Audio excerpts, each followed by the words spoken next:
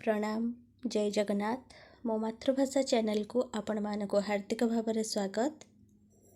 तो आज आम रीति संपर्क रे दीर्घ प्रश्नोत्तर आलोचना करिबा जहाँकि +3 4th सेमिस्टर नवम पत्र द्वितीय एकक रही अछि। तो जो माने आपण मानक चैनल मो मातृभाषा को सब्सक्राइब करनाती बा प्रथम करी यही चैनल को आसुचंदी तो गोटे सब्सक्राइब कर दियंतु एवं पाखरे थिबा बेल आइकन ने ऑल ऑप्शन ने सिलेक्ट कर दियंतु जहा फल मो वीडियो सर्वप्रथमे आपणक पाखरे पहुँची पारिबो। तो मु पूर्वरु नवम पत्र रस संपर्क रे आलोचना कर सारी। तो जो माने देखि नांती ए वीडियो डिस्क्रिप्शन लिस्ट लिंक दे देबी तो लिंक रे क्लिक करी देखि नेबे। तो आज आम रीति संपर्क रे आलोचना करिबा। तो सेमिस्टर आमर जमती प्रश्न आसे कि रीतिर संज्ञा स्वरूप निर्धारण करी एहार प्रकार भेद दर्शाओ अथवा रीतिर अर्थ कौन एहार प्रकाश किपरि घटी थाए तत्संपर्क रे आलोचना कर। तो चलंतु से संपर्क रे आलोचना करिबा। साहित्य राज्य रे प्रतिष्ठित कवि माने निज निज अभिरुचि और स्वभाव अनुसार स्वकीय भावराजी को विचित्र भाव रे व्यक्त करिथांती। साहित्यक मानक सृष्टि रे एही जो भिन्नता परिलक्षित हुए ताहाको रीति बा शैली कहा जाए। अर्थात साहित्य राज्य रे जो प्रतिष्ठित कवि माने अछंती से माने निज निज अभिरुचि बा स्वभाव अनुसार ही तांका स्वकीय भावराजी को व्यक्त करिथांती। तेणु साहित्यक मानक सृष्टि रे एही जो भिन्नता परिलक्षित हुए ताहाको रीति बा शैली कहा जाए।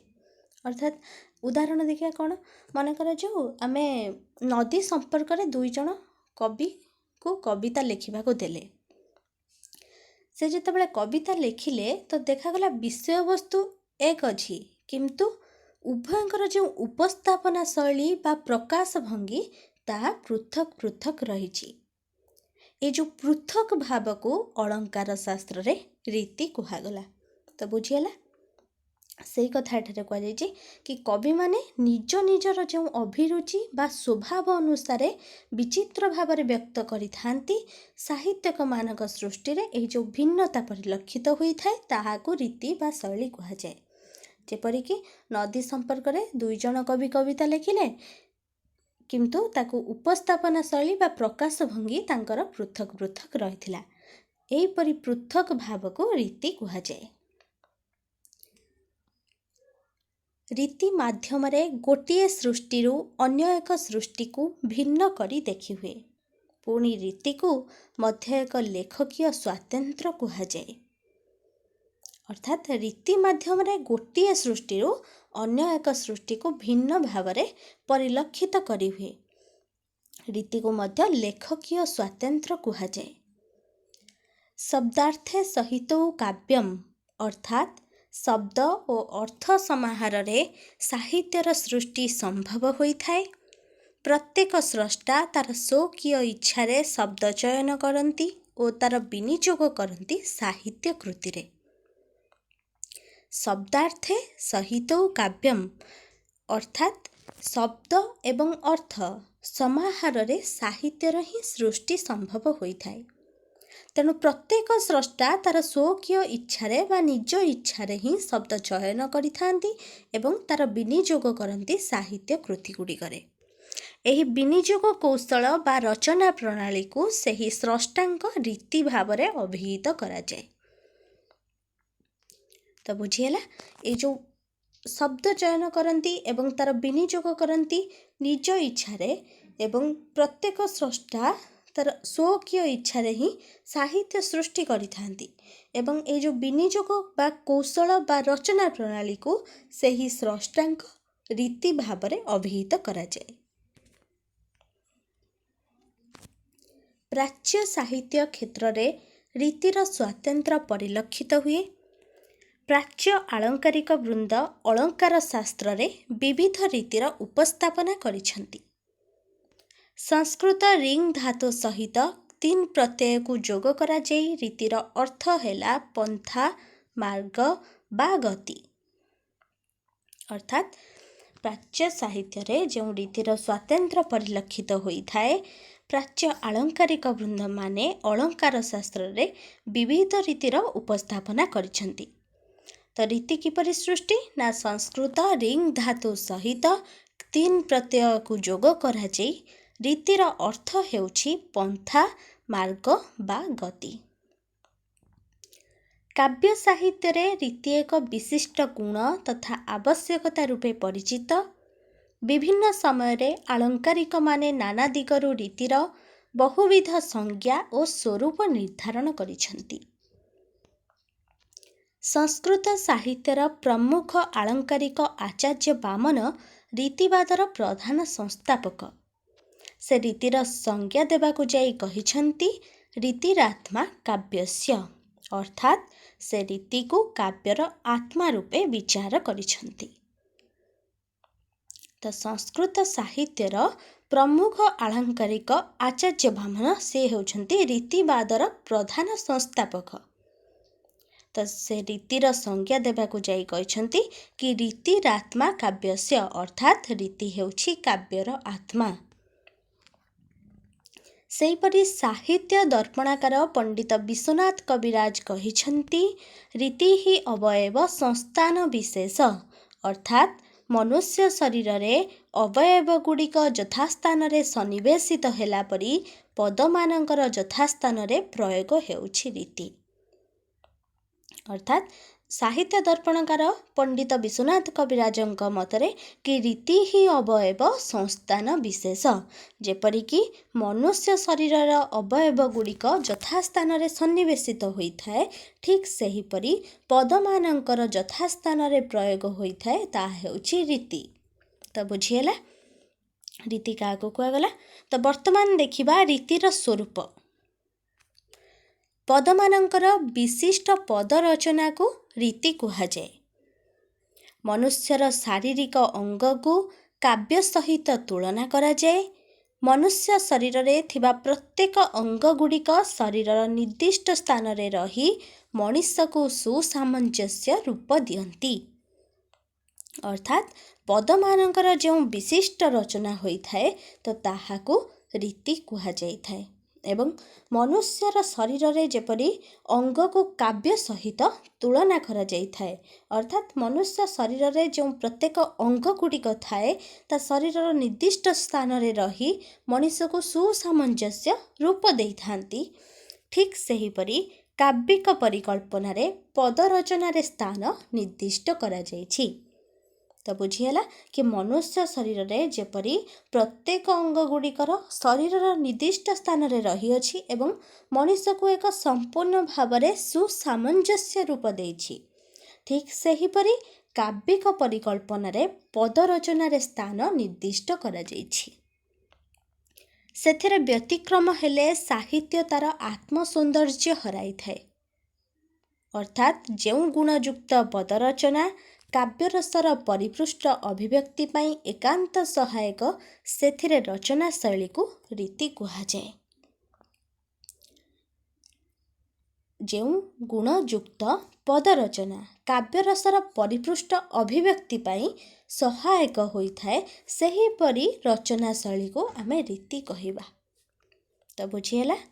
ତ ବିଭିନ୍ନ ଆଳଙ୍କାରିକ ମାନେ ନିଜସ୍ୱ ଭଙ୍ଗୀରେ ରୀତି ପରମ୍ପରା ବିଚାର କରିଛନ୍ତି। ସାହିତ୍ୟରେ ସର୍ବଦା ସାମାଜିକ ରୀତି, ନୀତି, ଚାଲିଚଳନ ପ୍ରଭୃତି ପ୍ରତିଫଳିତ ହୋଇଥାଏ। ଆଲୋଚକମାନଙ୍କ ମତରେ ବି ପଦ ଯୋଜନା ଯଦି ରୀତି ଭାବରେ ଗୃହୀତ ହୁଏ, ତେବେ ପଦ ସଂଗଠନ କ୍ଷେତ୍ରରେ ସ୍ଥାନ ଓ କାଳର ପ୍ରଭାବ ରହିଥାଏ। ତ ଆଳଙ୍କାରିକମାନେ ନିଜସ୍ୱ ଭଙ୍ଗୀରେ ହିଁ ରୀତି ପରମ୍ପରାକୁ ବିଚାର ବିଶ୍ଳେଷଣ କରିଛନ୍ତି। ତ ସାହିତ୍ୟରେ ସର୍ବଦା ଯେପରି ସାମାଜିକ ରୀତି, ନୀତି, ଚାଲିଚଳନ ପ୍ରଭୃତି ପ୍ରତିଫଳିତ ହୋଇଥାଏ, ଆଲୋଚକମାନଙ୍କ ମତରେ ବି ପଦ ଯୋଜନା ଯଦି ରୀତି ଭାବରେ ଗୃହୀତ ହୋଇଥାଏ, ତେବେ ପଦ ସଂଗଠନ କ୍ଷେତ୍ରରେ ସ୍ଥାନ ଓ କାଳର ପ୍ରଭାବ ରହିଥାଏ। ତେଣୁ ପ୍ରଥମେ ଭୌଗୋଳିକ ପରିସୀମା ମଧ୍ୟରେ ରୀତିକାବ୍ୟର ମୂଳପିଣ୍ଡ ପ୍ରସ୍ତୁତ ହୋଇସାରିଥିଲା। ଏହି ଭିତ୍ତିରେ ଗୌଡ଼ ଦେଶର କବିମାନଙ୍କର ରୀତି ହେଉଛି ଗୌଡ଼ୀ ରୀତି, ପାଞ୍ଚାଳ ଦେଶର କବିମାନଙ୍କ କୃତିକୁ ପାଞ୍ଚାଳୀ ଏବଂ विदर्भर रचनाक्रम को वैदर्भी बोली कुहाଯାଏ। तो भौगोलिक परिसीमा मध्यरे रीतिकाव्यर मूलपिंड सेतेबेले प्रस्तुत हो सारी तो ताहाको भित्ति करी गौड़ देशर कवि मानकर जो रीति ताहाको गौड़ी, पांचाल देशर कृति को पांचाली एवं विदर्भर रचनाक्रम को वैदर्भी बोली कुहाଯାଏ। तो वर्तमान देखिबा रीतिर प्रकार भेद। संस्कृत अलंकार शास्त्र मुख्यतः रस, रीति, ध्वनि, वक्रोक्ति और अलंकार को भित्ति करी प्रसिद्धि लाभ करिछि। तो रस संपर्क रे मु पूर्वरु संज्ञा स्वरूप आलोचना करिछि एवं तार रसर प्रकार भेदटा रही जाइछि। तो परवर्ती वीडियो रे ही मु रसर प्रकार भेद आलोचना करिबि। तो से संपर्क रे एठारे कहा जाइछि कि अलंकार शास्त्र मुख्यतः रस, रीति, ध्वनि, वक्रोक्ति और अलंकार को भित्ति करी ही प्रसिद्धि लाभ करिछि।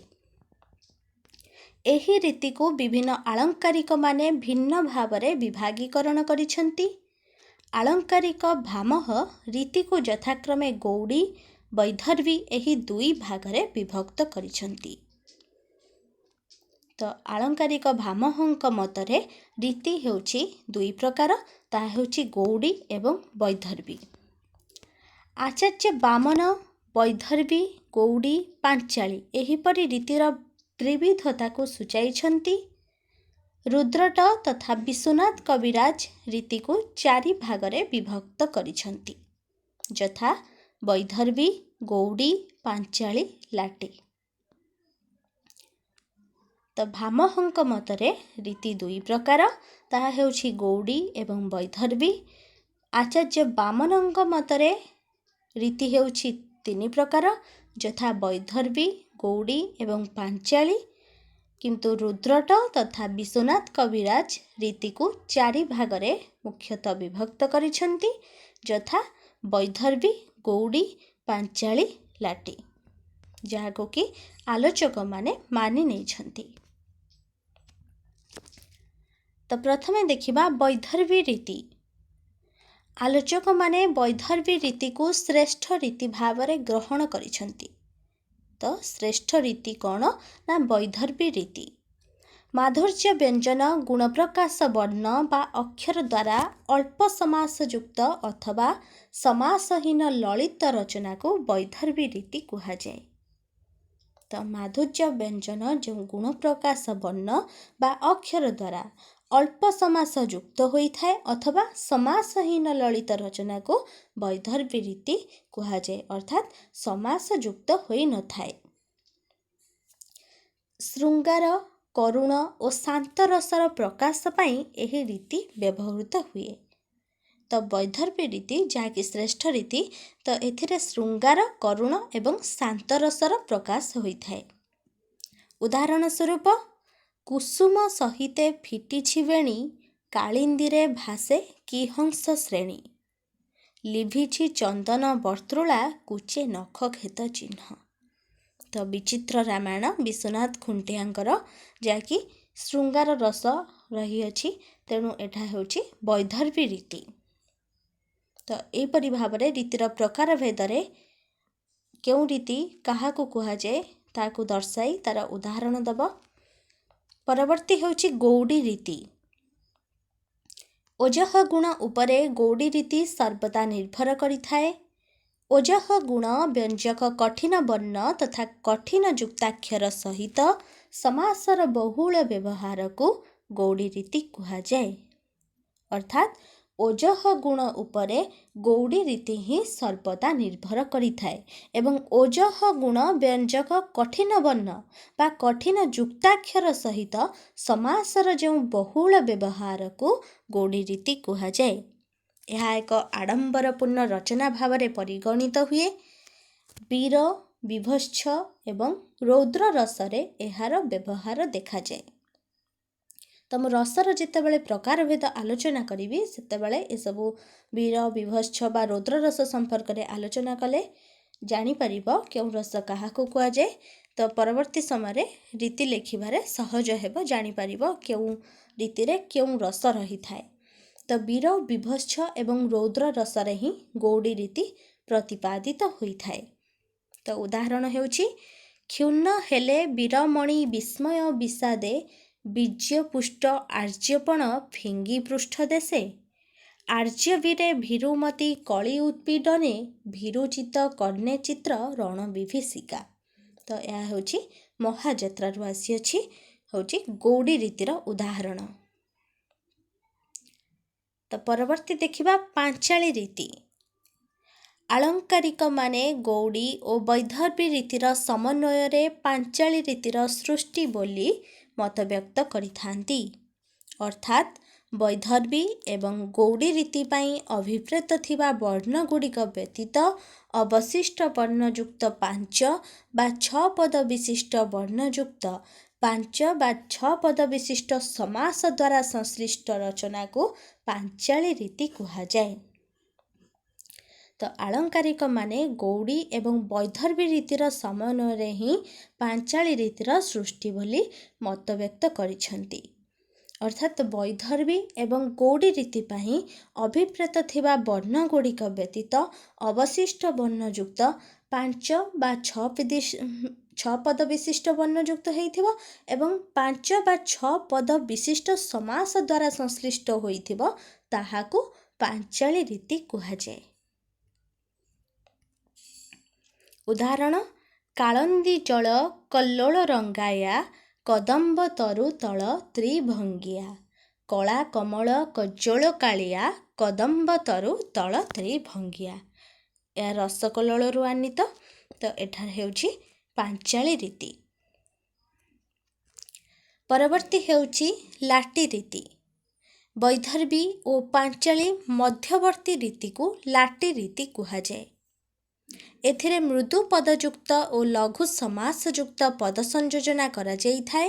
ଉଦାହରଣ ସ୍ୱରୂପ କାହିଁକି ଔଷଧ ଈଶ ନାମ ବହିଲେ ଲୋକେଶ ନିରହ ବ୍ୟାଧି ବିନାଶ ନକଲେ ଲେଶ ସଜନୀ ବିଦଗ୍ଧ ଚିନ୍ତାମଣି ଅଭିମନ୍ୟୁ ସାମନ୍ତ ସିଂହାର। ତ ଲାଟି ରୀତି କ'ଣ ହେଲା ନା ବୈଦର୍ଭୀ ରୀତି ଏବଂ ପାଞ୍ଚାଳି ରୀତିର ମଧ୍ୟବର୍ତ୍ତୀ ରୀତିକୁ ହିଁ ଲାଟି ରୀତି କୁହାଗଲା। ତ ଏଥିରେ ଯେଉଁ ମୃଦୁ ପଦଯୁକ୍ତ ବା ଲଘୁ ସମାସଯୁକ୍ତ ପଦ ସଂଯୋଜନା କରାଯାଇଥାଏ ଏବଂ ଏହା ଶ୍ରୁତି ମଧୁର ହୋଇଥାଏ, ଯାହାଦ୍ୱାରା ଉଦାହରଣ ଦେଖିବା କାହିଁକି ଔଷଧ ଈଶ ତ ମୃଦୁ ପଦଯୁକ୍ତ ହୋଇଛି ଏବଂ ବା ଲଘୁ ସମାସଯୁକ୍ତ ହୋଇଛି ନାମ ବହିଲେ ଲୋକେଶ ନିରହ ବ୍ୟାଧି ବିନାଶ ନକଲେ ଲେଶ ସଜନୀ। ତ ଏହା ହେଉଛି ବିଦଗ୍ଧ ଚିନ୍ତାମଣି ଅଭିମନ୍ୟୁ ସାମନ୍ତ ସିଂହାରଙ୍କର, ଯାହାକି ଲାଟି ରୀତିର ଉଦାହରଣ। ଏହିପରି ଭାବରେ ରୀତିକୁ 4 ଭାଗରେ ବିଭକ୍ତ କରାଯାଇଛି। ତ ଏହା ଥିଲା ଆଜିର ରୀତି ସମ୍ପର୍କରେ ସଂଜ୍ଞା ସ୍ୱରୂପ ଏବଂ ପ୍ରକାରଭେଦ ଆଲୋଚନା। ଆଶା କରୁଛି ଏହା ଆପଣଙ୍କ ପାଇଁ ବହୁତ ଉପାଦେୟ ହେବ। ତ ଭିଡ଼ିଓ ଭଲ ଲାଗିଥିଲେ ଲାଇକ୍ କରିବାକୁ ଆଦୌ ଭୁଲିବେନି ଏବଂ ସାଙ୍ଗମାନଙ୍କୁ ମଧ୍ୟ ସେୟାର କରିଦେବେ, ଯାହାଫଳରେ ସେମାନେ ମଧ୍ୟ ଉପକୃତ ହୋଇପାରିବେ। ତ ରହୁଛି, ସମସ୍ତେ ଭଲରେ ରୁହନ୍ତୁ, ଖୁସିରେ ରୁହନ୍ତୁ। ଧନ୍ୟବାଦ।